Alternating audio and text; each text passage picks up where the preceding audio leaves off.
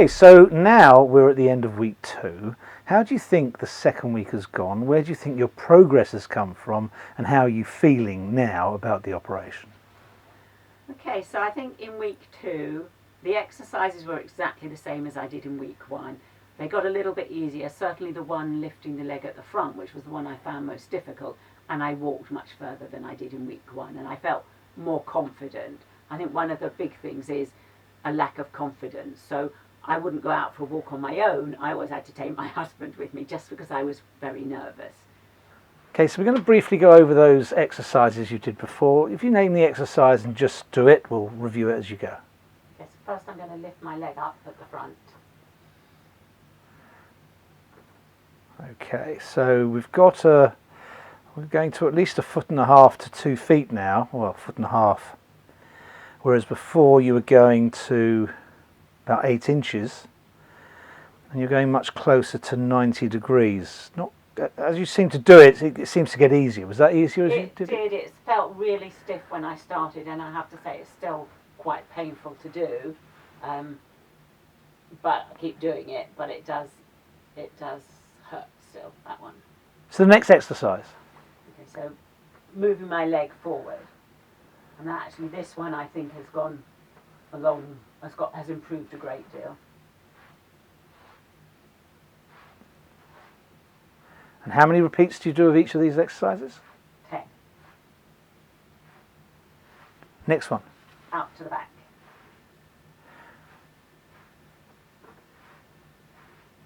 It's very difficult to do it without having your upper body move forward. Yeah, totally. I just try and move it as little as possible.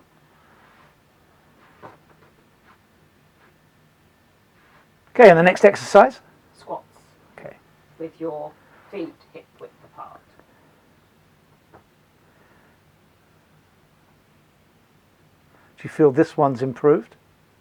I'm not sure. I felt that this one was quite good to begin with, so hard to tell. Okay, and the next exercise?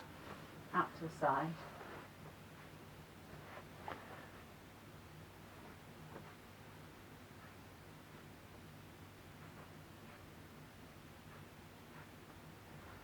So due to the progression, the physio's given you more exercises to do, which is great because that's looking at a further progression.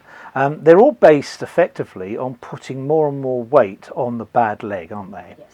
The first of these exercises is just simply balancing on that leg. Why don't you take us through that, and then we'll give them the example of you actually balancing on that leg. So the idea here is to balance on one leg, your bad leg, and to try and keep your hips as straight as possible so that you're not leaning to either side. Just talk people through as you do it. So just lean onto your leg, lift the other one up, and then when you feel comfortable, release your hands. And the physio did say you do this in front of a mirror so you can make sure that your hips are straight. It's quite difficult for anyone, to be perfectly frank, on one leg to keep their hips level with the horizon, because it's natural to sort of just shift over on one leg, so it's quite difficult. Okay, so the next exercise was also one that was quite difficult, wasn't it? And you're going to Really demonstrate difficult. it now. You explain what it is and why it's difficult. So this is standing up from a sitting position without using your arms to help you, and if possible without leaning forward to help you. And again, I think the difficulty is more a mental one for me. It's telling myself I can stand up without using anything. I know I can do it, but actually it feels like I can't. So, and the other thing is to make sure that you put your weight on your left foot, on your bad leg, not just on your good leg as you do it. So sit on the edge of the sofa so it's easier to get up, and then lean up. Do you have to go back down again? Well, you need to repeat it. So How many yes, you do have times? to 8 times. 8 times. So you have to repeat this 8 times. Yes. And does it get progressively more and more difficult as you go through? Yes, it does, to convince yourself, and it hurts. Okay. So these second lot of exercises really hurt. Now the remaining exercises are actually done from a position where you're on your back. Explain the first one.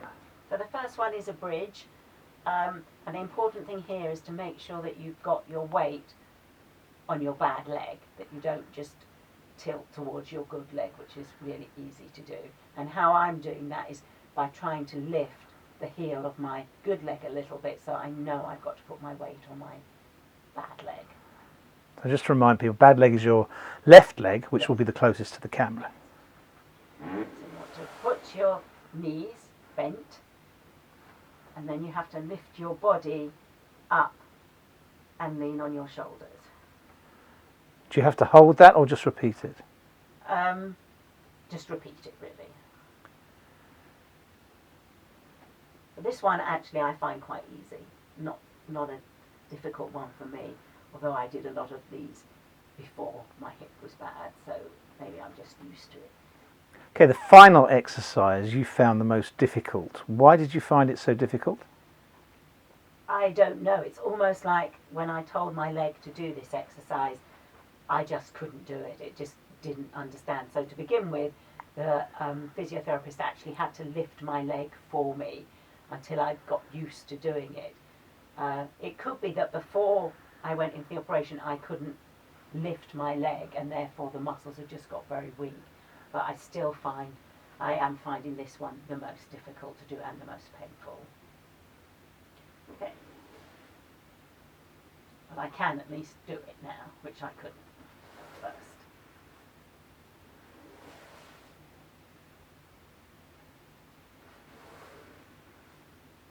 Are you meant to slide your leg at all on this, or slide your foot at all on this, or is it meant to come straight up off the...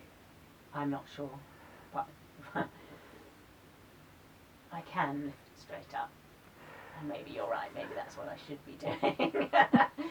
Maybe I've taken the coward's way out. Just seemed a little bit of a cop-out, that one. But it's going close to 90 degrees. How many did you have to do? Again, 8? 8. Okay. Yeah. And the physio gave you 3 progressions that you should do from now on in. Could you take people through that and why he said do them? Okay, so the first is when you sit down. When you leave the hospital, they tell you to sit down with your leg outstretched. And he said not to do that anymore. Now you need to bend it and use it as normally as possible. The second thing was to ice. After your exercises, to ice for about 15 minutes because it will be very sore and it might get a little bit inflamed. And the third thing was to move from 2 crutches to 1 crutch unless you're going for a long walk, say 15 minutes or more, in which case you might want to take it with you for stability. But the great thing about using 1 crutch, especially in the house, is that I can now get myself a cup of coffee and carry it somewhere if I want to. So you're moving from 2 crutches to 1 crutch. What's the difficulty and what are the potential pitfalls of actually using 1 crutch as opposed to 2?